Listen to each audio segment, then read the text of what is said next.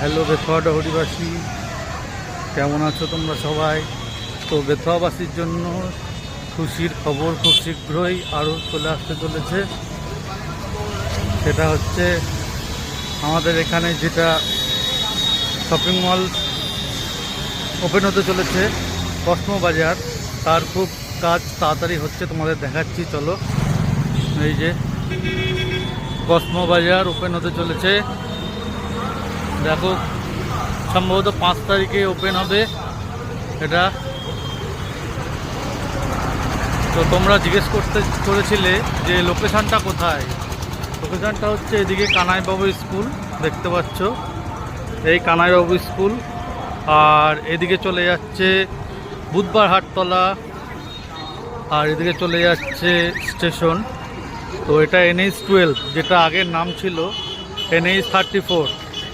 তো সেইখানেই এই কসমো বাজারটা ওপেন হতে চলেছে 5 তারিখে। তো সবাই শপিং করতে আসছো তো এখানে? আমি তো আসছি। তো থ্যাংক ইউ বন্ধুরা, চলো টাটা।